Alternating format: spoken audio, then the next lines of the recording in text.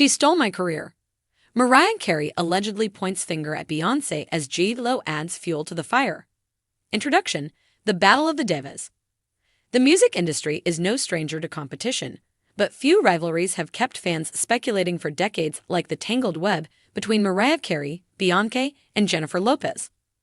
All three women are icons in their own right, but behind the glitz and glamour lies a history of alleged sabotage, creative theft, and silent wars that have shaped pop culture more than the public realizes. Recently, the conversation took a fiery turn after whispers resurfaced claiming that Beyoncé may have slowly, silently edged Mariah Carey out of the pop R and B throne she helped build. What makes the narrative even juicier? Allegedly, Jennifer Lopez, who has her own history of beef with Mariah, may be subtly backing the accusations. Let's unpack the long and complicated saga of influence, imitation, and alleged industry betrayal. Mariah Carey, the original blueprint. Mariah Carey burst onto the scene in 1990 with a 5-octave vocal range and songwriting chops that immediately set her apart. She wasn't just a pop star, she was the bar. Her debut single, Vision of Love, not only dominated charts, but also influenced a generation of vocalists. One of those awestruck listeners, a young Beyoncé Knowles. In several early interviews, Beyoncé gushed about how Vision of Love changed her life. She spoke of trying to mimic the vocal acrobatics in Mariah's songs and credited Carey with inspiring her to pursue music. The amount of notes she could squeeze into one bar, it was fascinating, Beyoncé once said, full of admiration. But somewhere along the way, that admiration may have turned into something more controversial and more calculated. From fan to alleged foe, Beyoncé's rise.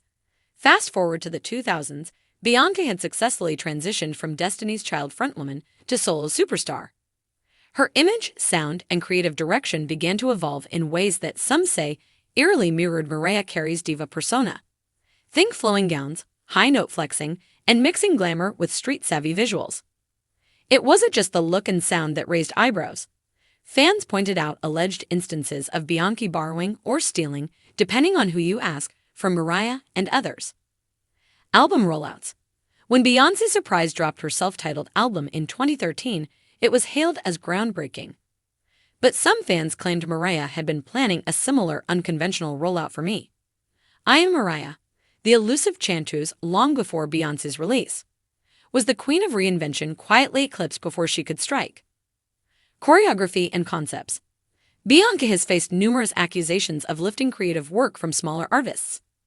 Her Single Ladies choreography was inspired by Bob Fosse's work for his wife Gwen Verdon, but many critics argue that she appropriated it without proper credit. Similarly, Belgian choreographer Anne-Theresa de Keersmaker accused Beyoncé of copying her for the Countdown video. Songs and sounds. Remember Kissing You by Desiree? Beyoncé covered it as Still in Love, Kissing You, and gave herself a writing credit, despite not having cleared the rights. Desiree sued, leading to the song's removal from her album. There's also the ongoing theory that Beyoncé hijacked the unique go-go-influenced sound of Emery, more on that later. The Emery allegation, sound stolen or coincidence? Emery, the DC native known for her smash hit One Thing, worked closely with producer Rich Harrison, who also crafted Beyoncé's Crazy in Love. Here's where things get murky. Emery claimed her label repeatedly rejected One Thing for being too different, only for Beyoncé to release Crazy in Love, which shared a very similar horn-heavy, go-go-influenced sound, shortly after. Fans argue that Beyoncé took Emery's innovative style, packaged it with her already rising star power, and left Emery in the shadows. Just because Crazy in Love came out first doesn't mean it was made first, especially since Harrison was working with Emery before Beyoncé. This example became one of the loudest talking points in the argument that Beyoncé didn't just outshine her peers. She'd allegedly consumed their shine for herself.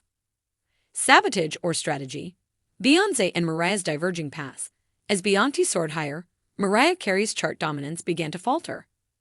While some of this was attributed to changing industry trends and Mariah's personal challenges, others argue that something more deliberate may have been at play. There's an old clip where Beyoncé jokes that other artists didn't want her at their shows because we go there and take everything they do. While said in jest, critics believe this reflects a deeper truth about Beyoncé's reputation for absorbing the creative energy around her and leaving little credit behind. Some now theorize that Beyoncé, armed with admiration turned ambition, gradually borrowed from Mariah's playbook, modernized it, and then overtook her place in the industry. In this scenario, Mariah didn't just fade, she was pushed. Enter Jennifer Lopez, a complicated co-conspirator. It may seem ironic for Jennifer Lopez to accuse anyone of sabotaging Mariah Carey when she herself has long been accused of exactly that. But recent whispers suggest J.Lo may be siding with those who believe Beyoncé has been strategically silencing Mariah's legacy. The irony? J.Lo and Mariah's feud has been one of the longest running in pop history. Let's revisit the infamous Glitter vs. J.Lo debacle. In the early 2000s, Mariah was in a bitter breakup with Sony exec Tommy Mottola. She had secured a sample for her single Loverboy, only to hear that same sample suddenly appear on Jennifer Lopez's I'm Real. Many believe Mottola gave it to J.Lo out of spite, effectively sabotaging Mariah's comeback. Mariah spoke about it indirectly in her memoir, saying that her ex used all his power and connections to punish me, and specifically mentioned that another artist was rushed to release a song using her exact sample. When asked about J.Lo, Mariah responded with the now iconic, "I don't know her." The Queen of Shade. Mariah Carey speaks without speaking. While Mariah rarely names names, her subtle digs speak volumes. In an interview with Talk magazine, she addressed the claim that J.Lo sleeps 8 hours a night by quipping, "If I had the luxury of not having to sing my own songs, darling, I'd do that too." The implication? J.Lo doesn't sing her own vocals. Some believe Mariah was also drawing a line between artists who actually sing, like herself and Beyoncé, and those who rely on production and performance. But now, with rumors swirling that J.Lo is privately throwing Beyoncé under the bus for overshadowing Mariah, fans are left wondering, is this a genuine defense or a tactical move to redeem herself in the eyes of MC's loyal fanbase? Collateral damage, Rihanna, Normani, and more. Beyoncé's alleged pattern of sidelining other women in music doesn't end with Mariah. Fans have raised questions about other artists whose careers seem to stall after coming into Beyoncé's orbit. Rihanna. Some say Rihanna's edgy brand and fashion-forward persona were beginning to rival Beyoncé, until Queen Bee dropped Lemonade and re-solidified her image as the reigning cultural queen. Normani. Once hailed as the next Beyoncé, Normani's solo career hasn't exploded the way many expected.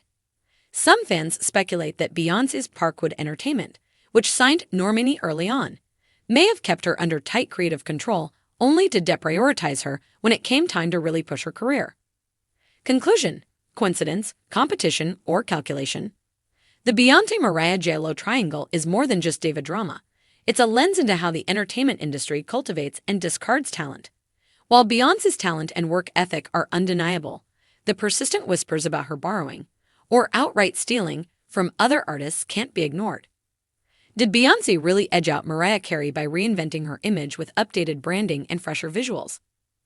Did J.Lo throw Mariah under the bus back then, and now Beyoncé under it to redeem herself? And is Mariah Carey the only one brave enough to speak out without speaking out at all?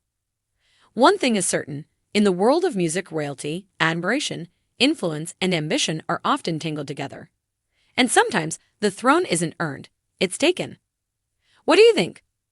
Was Mariah Carey quietly removed to make room for Beyoncé? Did Jennifer Lopez play a double game in this decades-long drama? Or is this just how power shifts in the music business? Drop your thoughts below and let the diva discourse continue.